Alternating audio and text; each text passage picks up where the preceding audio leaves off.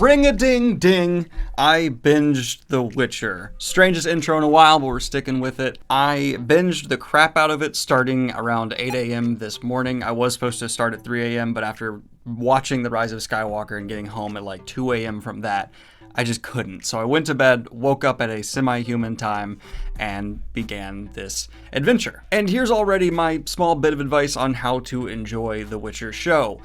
It'll benefit from binging in my mind. Maybe not all in one crazy long sitting like I did myself, but we'll get into why later. Let's start with the good, because this is a show I think is a very mixed bag, and let's go through that kind of pile and pick out what really worked here. This show really is all over the place, but I found the acting from the main characters to be one of the most consistent positives of the show. Not great across the board, but I really felt Henry Cavill was just chewing up being this character. He really loved it, and I appreciate the guy's dedication. There's some aspects you could certainly nitpick at and are a bit over the top, but to me that kind of just sold it, because let's be honest, it's a bit of an over-top character, so I appreciate Henry Cavill. He did a good job, and I enjoyed him. But the standout winner for me, though, was the actress playing Yennefer for the entire show.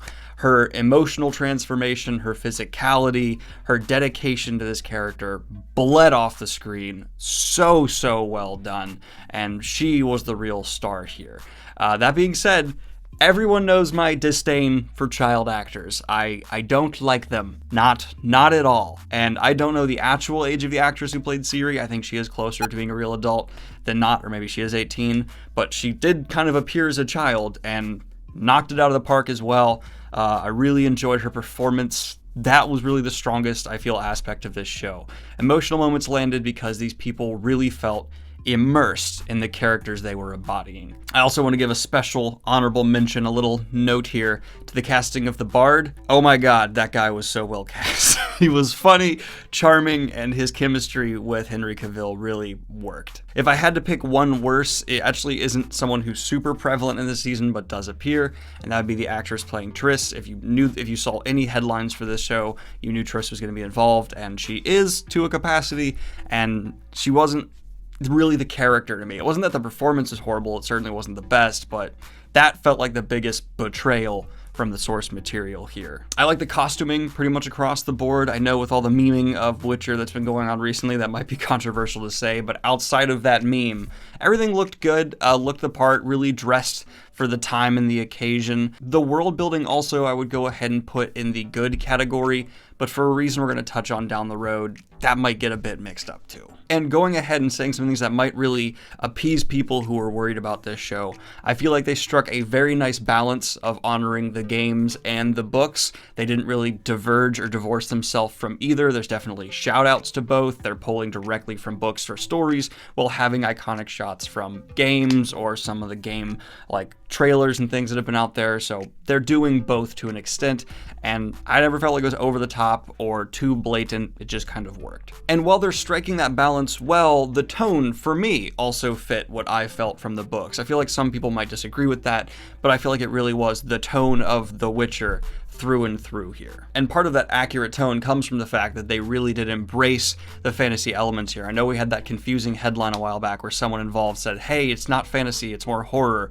But while there's definitely some scary horror-ish things here, it's a fantasy show. Magic is freaking everywhere, and much more so fantasy than Game of Thrones ever was, but that's actually not me saying it's better than Game of Thrones. I'm just saying it definitely is deeper within the fantasy genre on the screen for us, which actually kind of ties into some of the complaints I'm going to have here in a bit. But yes, all of those things I really felt were strong and I enjoyed about the show. I don't think this is a really bad show or a necessarily great. I think it has bad moments and I think it has great moments, but everyone's going to fall on a different spectrum here for where they come in for Witcher. This is not going to be a show where there's a consensus one way or the other, I feel. This is going to be a lot of debate, a lot of discussion, and let's get into some of those things now, because I want to talk about some of the mixed and inconsistent things. Because, well, okay, if you have not read the books, it will be really hard, I think, to follow the story here. They are relying on the fact that a lot of their fan base knows what's going to be happening here just based on some of the stories from the books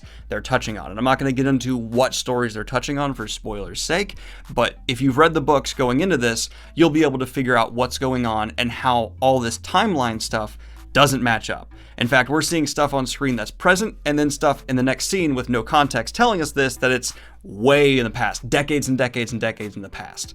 And people who haven't read the books will have no idea how to figure that out for a long time until it's pointed out like episodes later that, oh, this is actually way back here.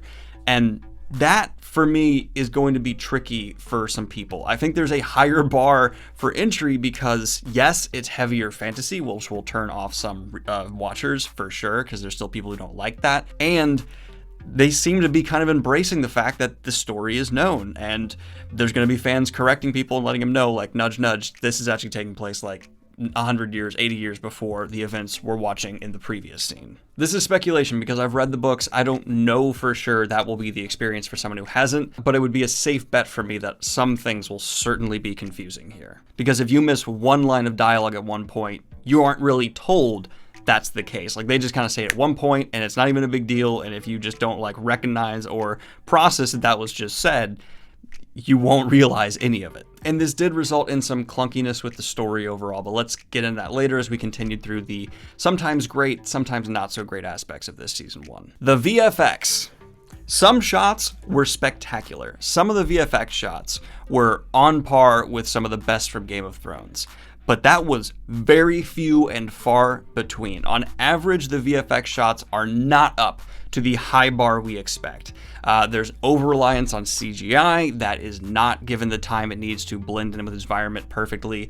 It's like, oh, yes, this is 100% a CG shot, whereas in Game of Thrones, we had full CG dragons that looked damn near flawless on screen for huge chunks of time. And this, combined with the next thing, which is the fights, makes me think this show might have been rushed a bit more than we've been led to believe, because there were a couple phenomenal action sequences, fights in this show. And then there were a whole bunch that were just editing, quick cut kind of messes. And I really hate that. It felt like, hey, you set a really high bar for yourself, and then you just didn't even try to reach it, except for like one or two other times. And really the best fights in episode 1, after that, it has a hard time reaching that height. And that was disappointing to me because I'm someone who's taken stage combat. I've done things similar to this, and I know it's hard. It takes a lot of time and a lot of training for one fight scene because you have to basically memorize this dance. And then you have to memorize it well enough that it doesn't feel like that dance. It feels like a brutal action sequence. And the fact they were able to do it once or twice told me they definitely could. They just didn't have the time or the resources to do it every time. Notice I said fights, not battles. The battles were incredibly brutal and are up to par with the bloodiest Game of Thrones battles, but they are not choreographed or cinematic as the best Game of Thrones battles by far, because we don't get long shots, we get people charging, we get clash, and we get quick, and that's not a immersive battle experience. And there's also one of my biggest pet peeves in early on in the show where people stop in the middle of a battle and have a conversation. Don't do that. It's not like they even showed all of a sudden they're behind their lines. They're still exactly where they were, desperately fighting, and then they stop and talk, and then do more things, and it's just like it's a battle, it's fine. That is not, no, that's a big pet peeve of mine, don't do that. The other thing that felt very all over the place to me in terms of quality was the actual story per episode, because this is Mandalorian-esque, for those of you unaware, where there is an overarching story, there is something we're approaching, but there's a lot of disjointed separate stories as well that are happening just kind of self-contained in each episode. So it's episodic and not. Get what I mean? And some of those kind of mini stories were pretty good and interesting, and others were completely throwaway, it felt like to me, and I didn't enjoy them. They were kind of corny at times, a little painful there. So those all things were either good or not. It was kind of frustrating to see this constant waving up and down. Now, the only things I will say were consistently bad were how disjointed the story felt early on. It felt very torn apart and just like, okay, we're over here, and then just grab the reader and throw their head over there, And I can't, like, I was already, even though I knew the story happening already, and they were being fairly true to the source material, felt disjointed to me. So for someone coming in without that knowledge, I can only imagine it'll feel worse. And then the lack of practical effects in some shots that certainly should have been stung. I don't know if this was another budget issue or time issue or both, but there are certain things, especially with grand magical displays, that should have been practical. We've seen from the very high bar set from the best season of Game of Thrones that practical magic can be done on the screen and look awesome. And they didn't try it here. They had some CGI magic shots that look good, but then I'd say 80 to 90% of them look bad, and we need to step up the practical effects here. And this was even more so true for the full CG creatures, because there was a mixture of practical and CG creatures. The practical ones looked really nice. I liked them. Of course, they don't look perfect, but I will always prefer an imperfect practical creature to a digital looking CG one that doesn't even feel like it has real presence and kind of just sticks out. And there was a few of those. It wasn't quite as consistent there, but the not practical creatures did not look as good to me. Especially one in particular. If you finish the show, you know which one I'm talking about just right off the bat. But that's my like full rounded thoughts, and that's actually not as many negatives as you may think, especially since a lot of them were mixed, so I'm not counting against it a whole lot. Overall, for me, Witcher Season 1 is sitting at about a 6.5 out of 10. Not a horrific score. That's above average. It's passing. It's good.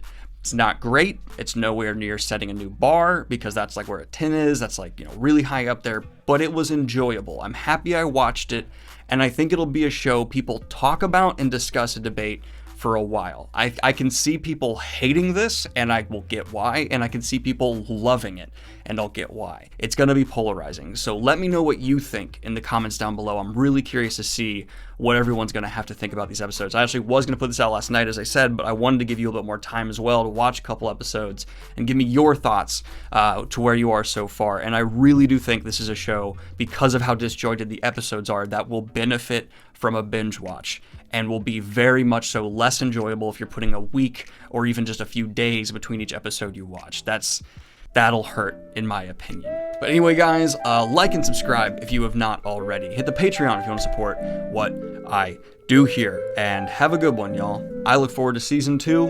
Peace. And of course, I'd like to record a special shout out to my latest high tier Patreons, John Grisano and Cody Lemon.